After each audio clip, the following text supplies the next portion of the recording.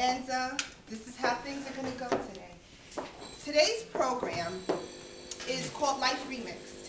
And the whole concept of Life Remixed is really rethinking what we know to live our best life. A lot of times we hear, oh, our best life, and what is it, and how do we get to it? I look at it this way.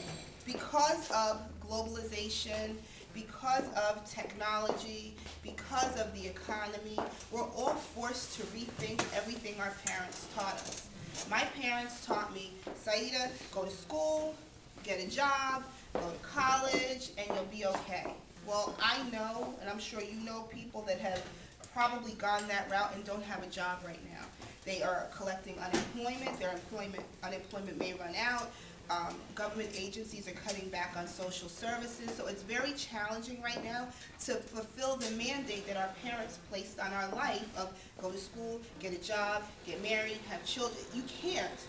Everything that our parents has taught us to a certain degree has become debatable because of circumstances outside of our control, being globalization, technology, and the economy. So what's happened now is we have an entire generation, or two generations, even three, because you've got my dad's generation, my generation, and my children's generation, we're all floundering. You ever see a fish out of water, and it's just flip-flopping, flip-flopping?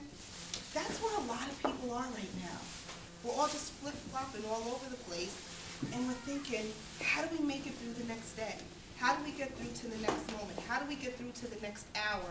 And I remember watching an episode of Good Times, and you know, everybody knows the theme song, you know, trying to survive, ain't we lucky we got a good times, but when you really look at it, their life was almost so much easier than the life that we have to live right now, because there were other barriers to entry to the American dream, so to speak, that they had to get through, but we don't even know what our barriers are.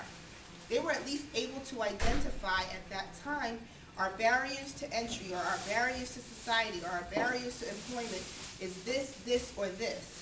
We don't even know what our barriers to entry are. We can't identify them. They were able to readily identify their barriers to a good life or a successful life. Hey, you have to go to school, you have to get a job, you have to get training. Right now, because of so many circumstances outside of our control, we don't know what those are. So then that's the basis of the whole program in our workshop today, called Life Remixed, because we're actually going to sit today and rethink strategies and things that we know to help us kind of pick up on the barriers, identify what they are, knock them down, and kind of keep moving forward. So, my cheering section, you're the best. I need to take you with me everywhere I travel. And she's not even on payroll. I need to take you with me everywhere. We're going to get started, you know, with papers and stuff like that in a second, but I want us to think of it this way, just so we can kind of get our mind ready. Think of it as electricity. Do you know when you walk into your house, it's 10 o'clock at night, and it's dark, what do you do? Turn the light on. There you go. But before you can turn on the light, you have to identify that it's dark. And then what do? You flip on the switch, and what happens? The light comes on, right?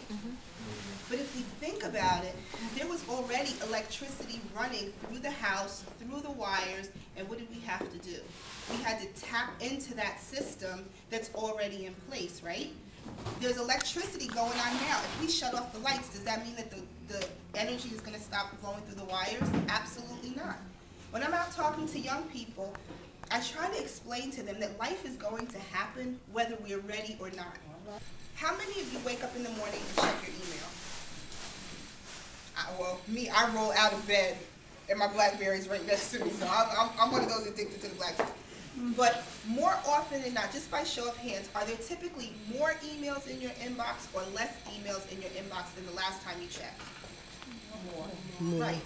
So something must have happened to your inbox, whether you're sitting there actively checking your email or not.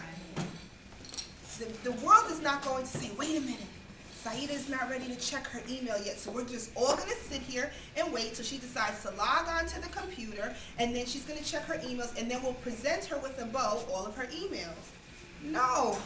We wake up, check our emails, and there's a whole bunch more emails there now than there were the last time we checked it. And that's because why? The world is going to keep going, and happening, whether we're ready or not. So based on that, let me pass you out some documents and really get this party started.